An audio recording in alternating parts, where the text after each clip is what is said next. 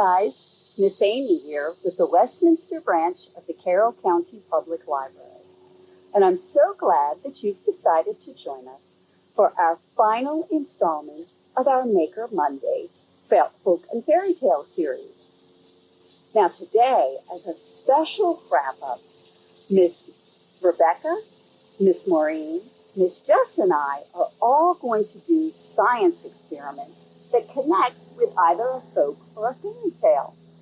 Now, if you've missed any of our previous sessions, or if you'd like to just go back and watch them again, you can check them out on our Facebook page. They're all together on a special viewing list. So why don't you check those out? Okay, so I'm going to talk to you today about Cinderella. You guys know that story, right? How she always had to clean all the time with her stepmother and her stepsisters. Well, I've got an experiment today that might have helped her out. We're going to do it with some pennies and some hot sauce.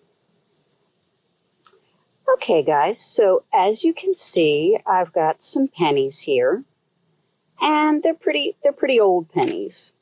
They're pretty dark, and I'm going to put them right here in my little container. See, we got them there. And now I'm going to use taco sauce. Now, as you can see, I've got this is mild taco sauce. Came from the Taco Bell. You can use any type of taco sauce. In fact, you can even use ketchup if you don't happen to have taco sauce. And we'll talk about later why that'll work. And all we're going to do is put some over top each one of those pennies. Just like that. Here we go.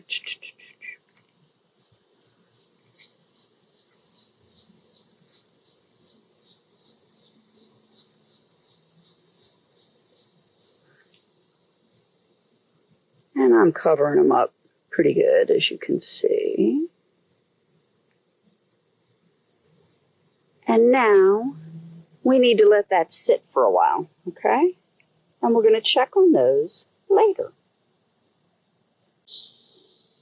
Okay, guys, so now it's been about 20 minutes since we put all of our pennies in our hot sauce here. We've got them here. They've been sitting very quietly.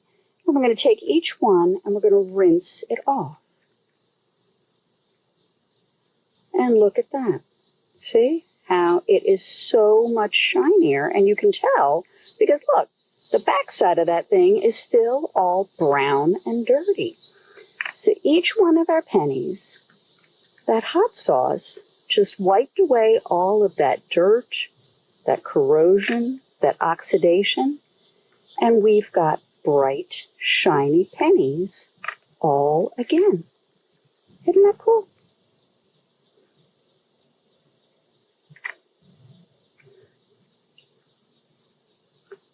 All right, now, and we're going to take a minute, and then we're going to find out why our pennies are all bright and shiny.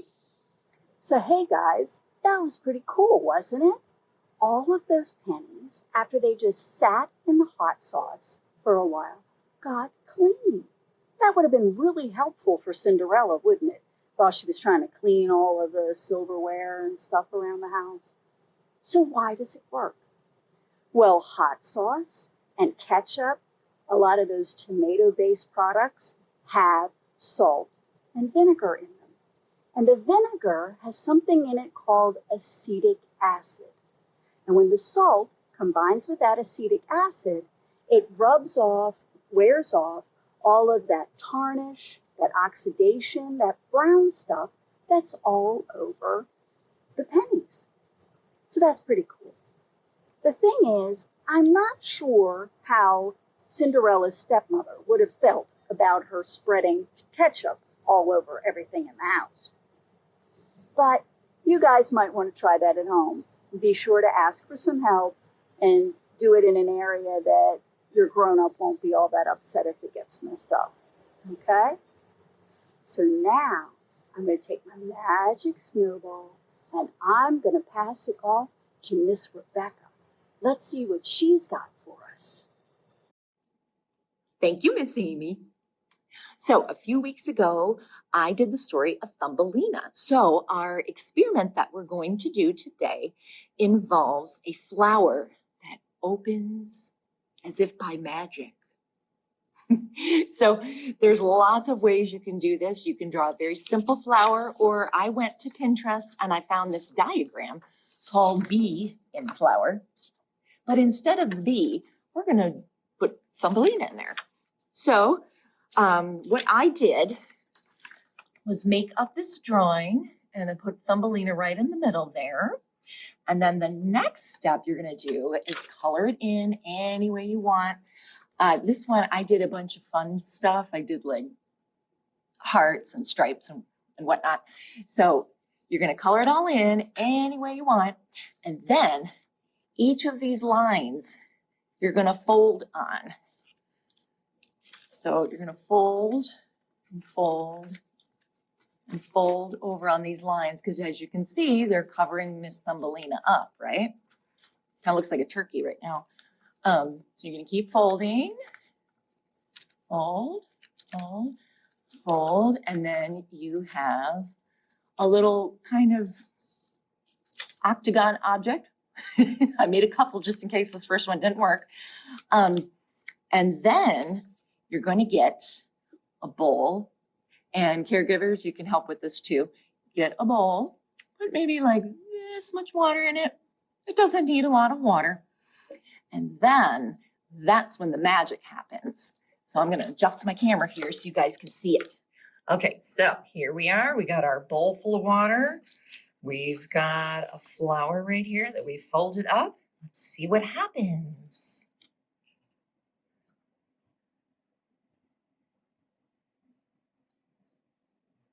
Very slowly. Let me get my fingers out of there. Look at the magic. Now see, this happens because the cellulose fibers of the paper absorb all the water and then they expand, which helps to unfold and open the petals of the flower. So how cool is that? We're still waiting for our other side. They're gonna open. Where's Thumbelina? Ever so slowly. Almost feels like those last two sides are stuck. Come on. Let's see here. Oh, ever so slowly. Come on, little sides. I'm going to help them along just a little bit. Ta-da! And there you have it, your very own magical opening flower.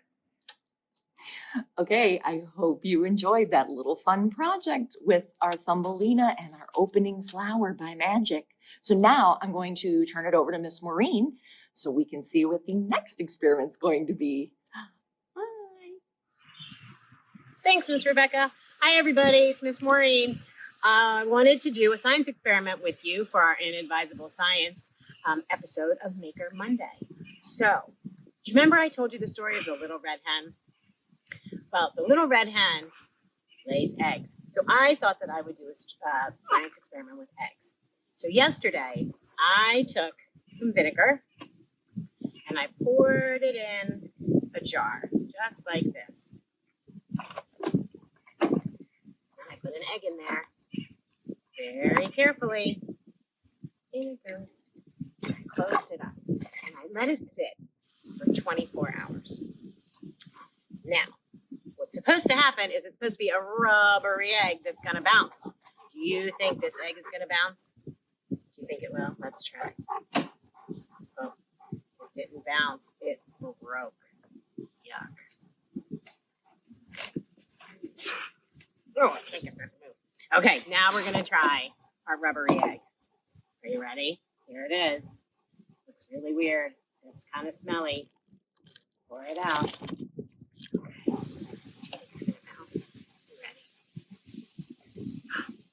See that? Oh, it's bouncing. Oh, how high do you think I should go before it doesn't bounce anymore? Oh, wow. Oh. All right, everybody. I hope you make a bouncing egg at your house. Have a great time, and don't forget to sign up for summer reading. It's not too late. We still have prizes and raffles coming up. So get your points in. All right. Bye, everybody. Thanks, Miss Maureen, and thank you for watching Inadvisable Fairy Tale Science. Since today is the last day to put in your points for our Imagine Your Story summer rating program, I thought we could give it a big send-off. So, have you ever seen the experiment where you add candy mints to a 2-liter bottle of soda? Well, I think if the gingerbread man had, he would have used a soda geyser to propel himself across the river instead of having to ride on the fox's back. Well, I have a 2-liter bottle of diet soda back there, and I'm going to put 7 candy mints in it and see what happens. I'm using diet soda instead of regular because the regular has a lot of sugar in it and the mess would be really sticky to clean up. All right, so let's see what happens when we do that experiment, and you can decide whether that would help the gingerbread man get across the river or not. Whatever happens, I think it's going to be a lot of fun and probably really messy. Let's find out.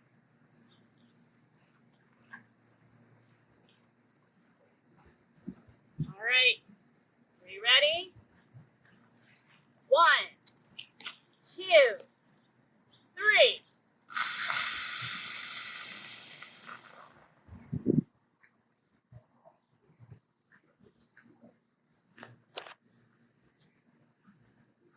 Wow, what do you think?